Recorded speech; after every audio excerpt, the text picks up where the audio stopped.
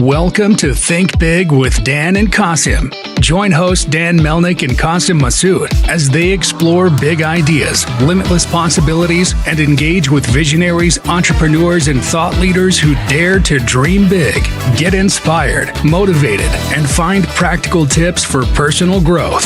Think big, dream bigger, and ignite your potential. All right, welcome to Think Big with Dan and Qasim, and our guest today is Carole. So, Carole, if you want to go ahead and introduce yourself, tell us where you live and what you do for a living. Hi, Daniel. I'm the proud founder and owner of Sweet Rebellion Foods, which we also have Surge Cookies, Cookie Rebel, and soon to have a drink line to be unnamed. But so I have my own plant-based food business. Awesome. So, how did you get the idea to start this company?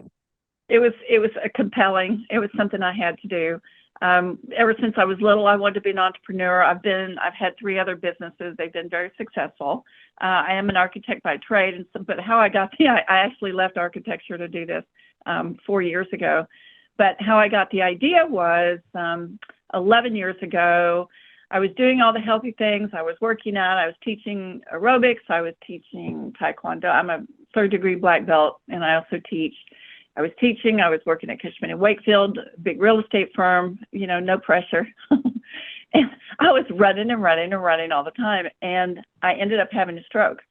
And that was counterintuitive because I was too young, they said. And what else? I was too young. I ate healthy. I did all the right things. I ate, the high protein, I had no carbs, all of this.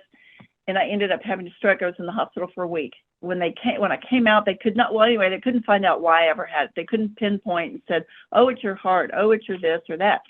So I set out on a journey. You hear that a lot from people. I know it's an overused term. But in my case, 11 years ago, it wasn't quite as common. And I have always been independent in that I like to take care of my own health. I've always been that way.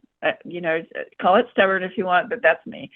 So as part of this journey, to get back to making sure I didn't want to take any medicine. I wanted to figure out why I had it because I wasn't going to go through that again. It was scary. I couldn't see for 2 days.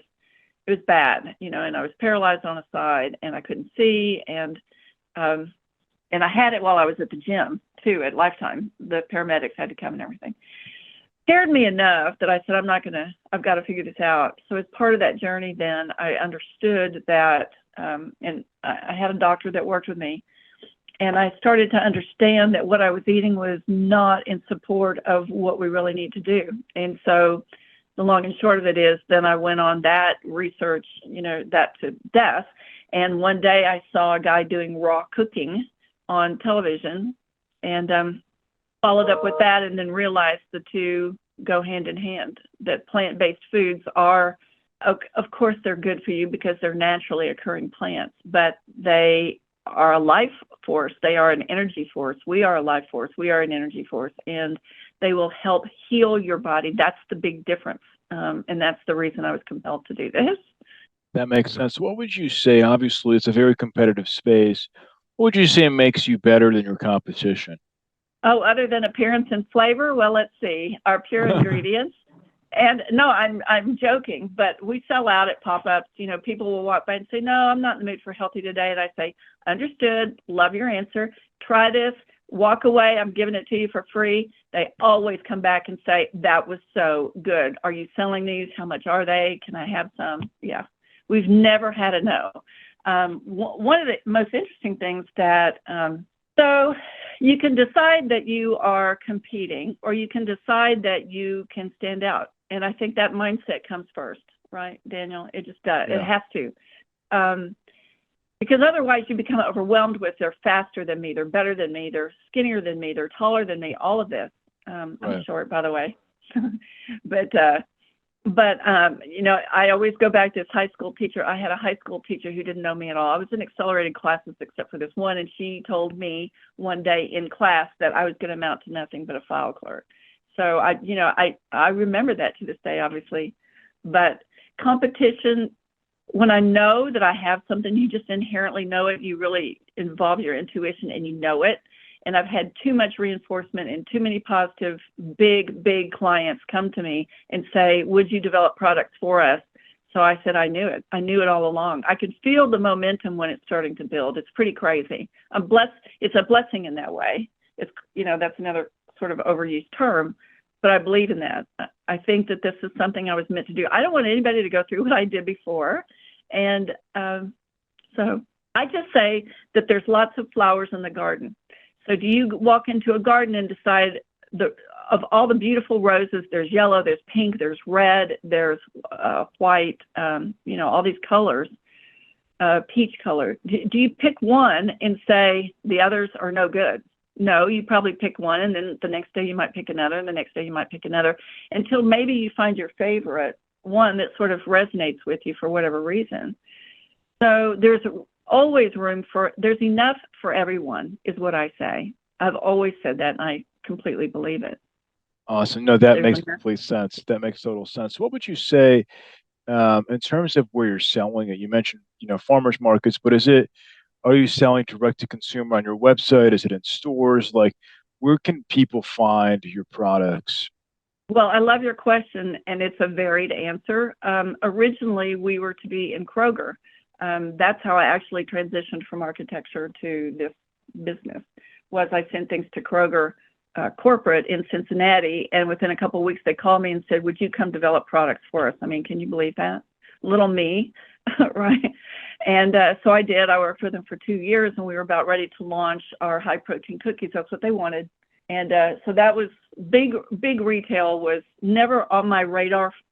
That's a topic for another day, but it was a proof of concept for me. And so that it held a lot of clout too, when I could say we have a $500,000 order from Kroger for Simple Truth, right, that we've been working on together. But so I've had huge clients come to me and find us because of our website and say, this looks interesting. Can we talk? Would you be interested in creating something just for us, a private label? I started out in private label. That seemed to be something that kind of caught on. And I kept getting people coming to me about that.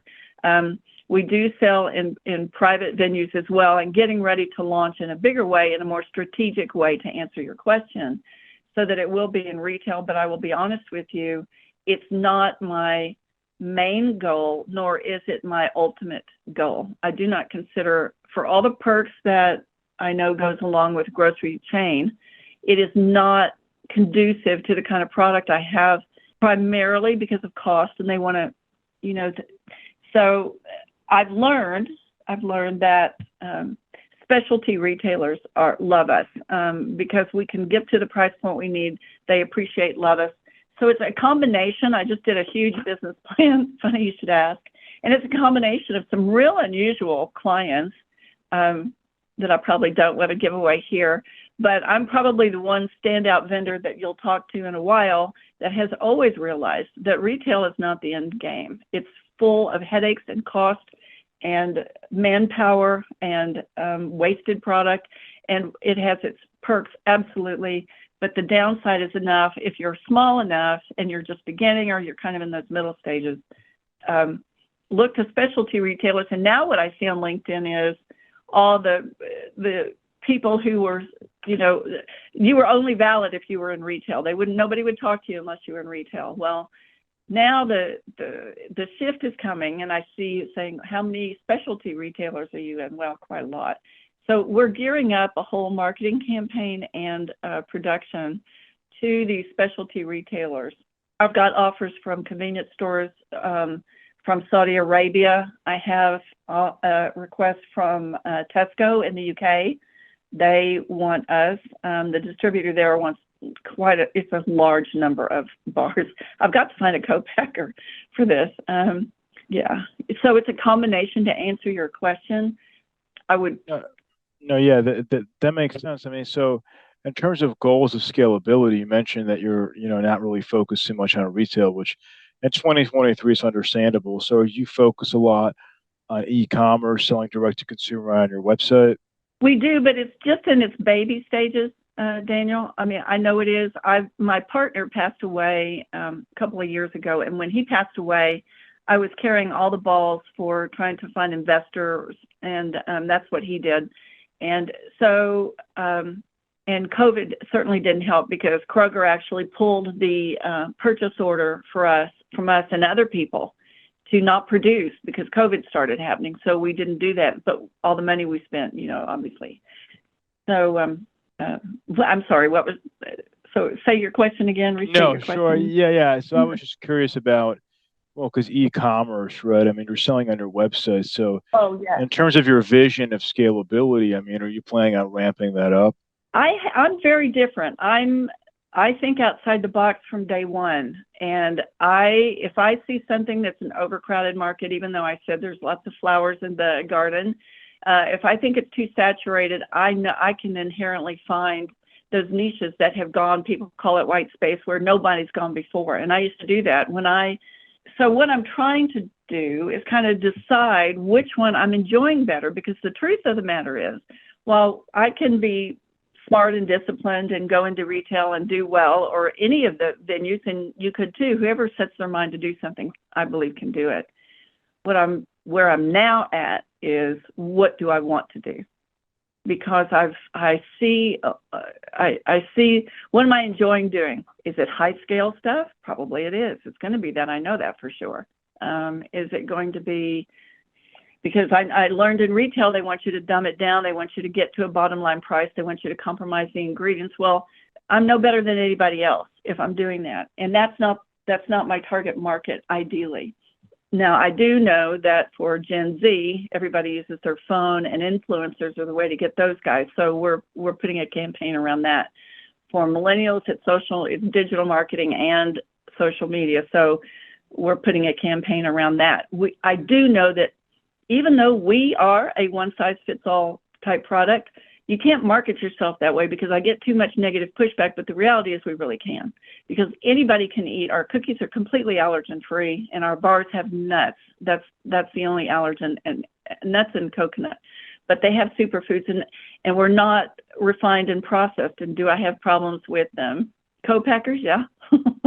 But that's part of it. You can either do it this way or not. And I found very, very compatible co-packers for that. So here's a different, so that's a long-winded way of saying, what I recommend to people is find where you really want, where's your passion? I'm going to just make this up for just the purpose of this example.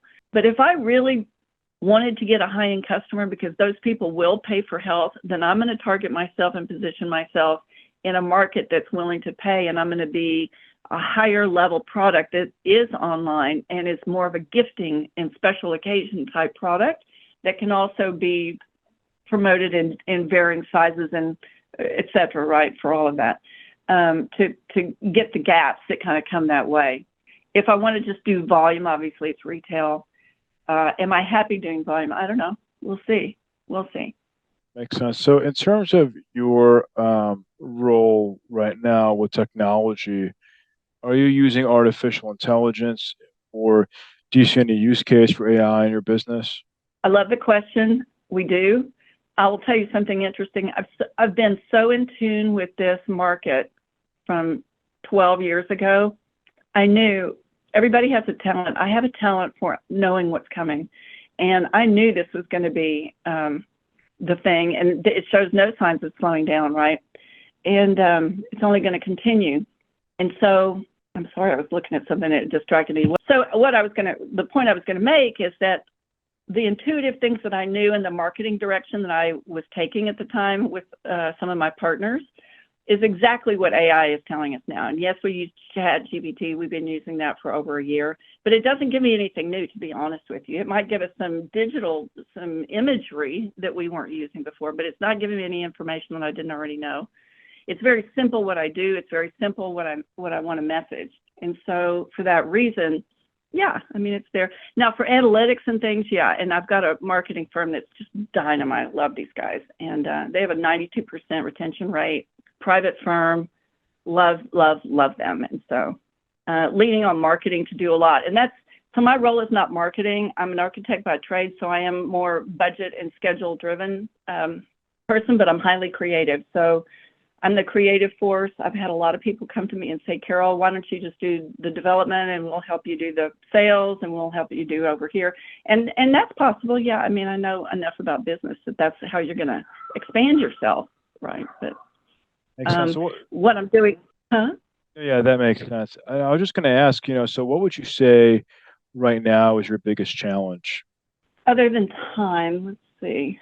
Uh, Marketing for me, marketing is to get the dollars spent so that we can ramp up. I've got to get some production things going first for that volume, so that once we start the marketing, because it's going to come quick, I expect it to come quickly. So marketing. What would you say is, the one biggest piece of advice that you wish you knew before you started this company?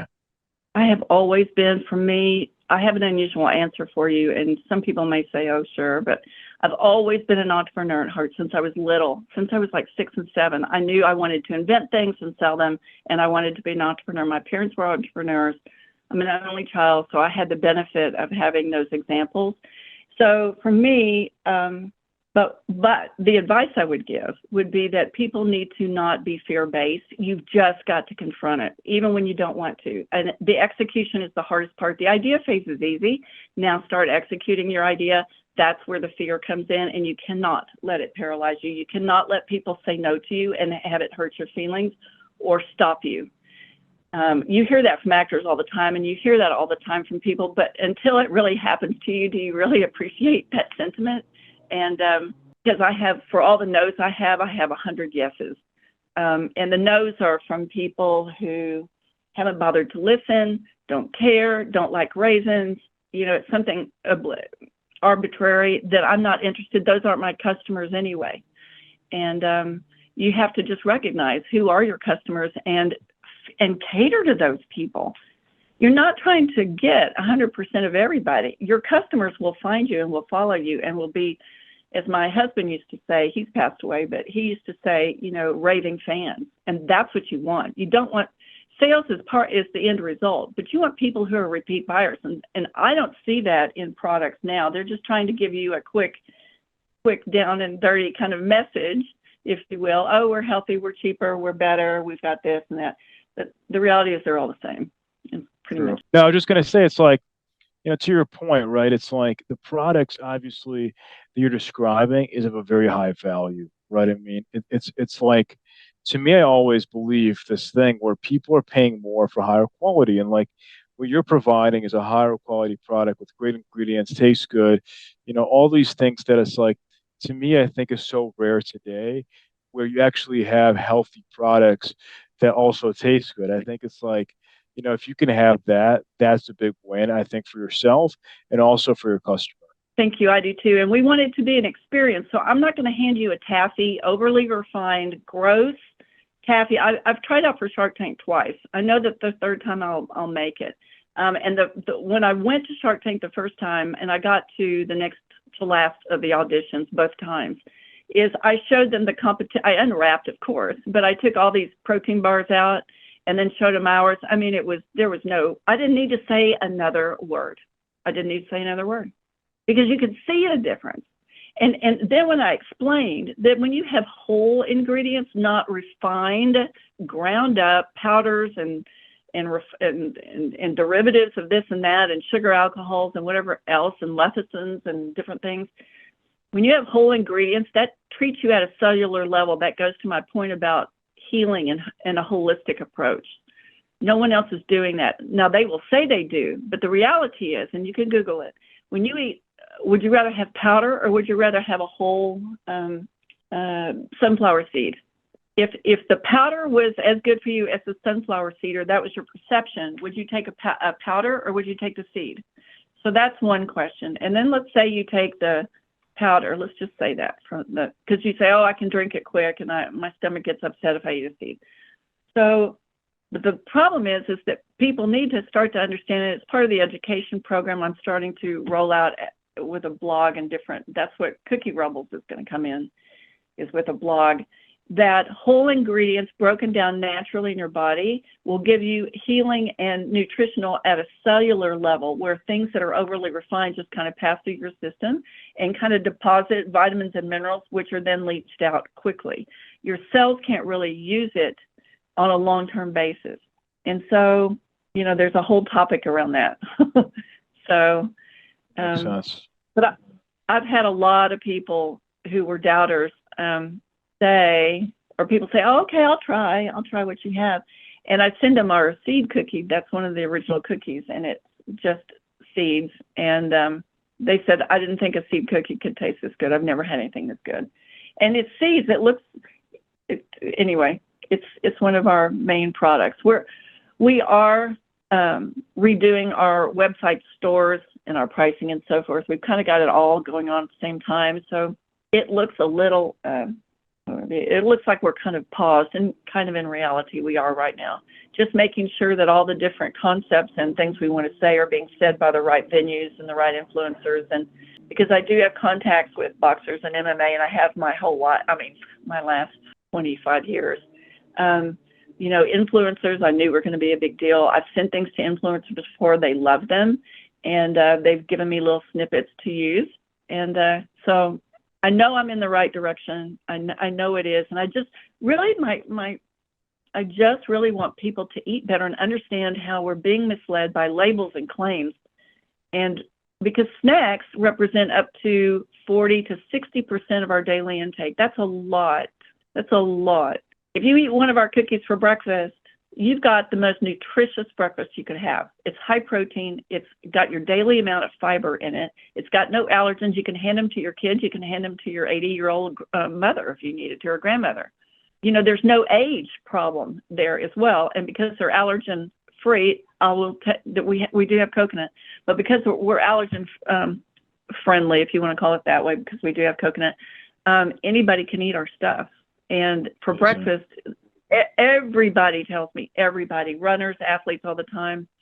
I wanted to focus on sports a long time ago because I was always in sports. And so that was, anyway, I have a lot of complicated answers for your questions, and I apologize up front, but. No, I think it's good. I think it's good. I think it's good that you're getting into these kind of details, because at the end of the day, right, people need to know about your products. And I think the more people that listen to this and hear about your products, because to me, like I said, it's like we like to promote products that have that provide a lot of positive value, that are not just good tasting, but also good tasting and healthy. And I think, to me, this is something that we definitely are behind and can get behind. I think that more people need to as well.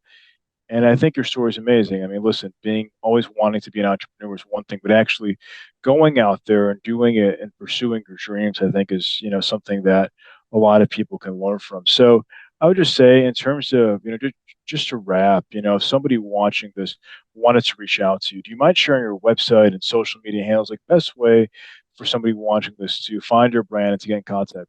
Not at all.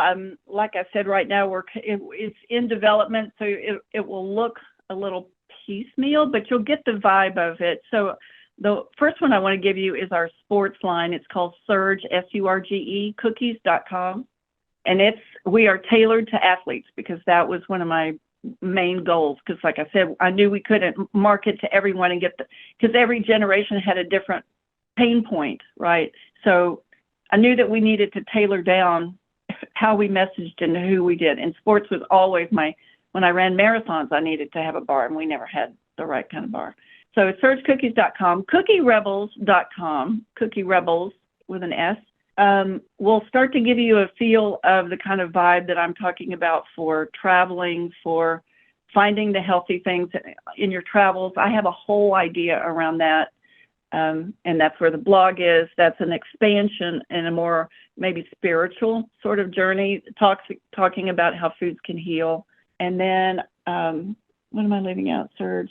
Oh, Sweet Rebellion Foods with an S.com. Sweet Rebellion Foods is the parent company and kind of the brains behind everything. I've been passionate about sunflowers my whole life, never knew why. Now we use sunflower seeds and everything, so now I know why.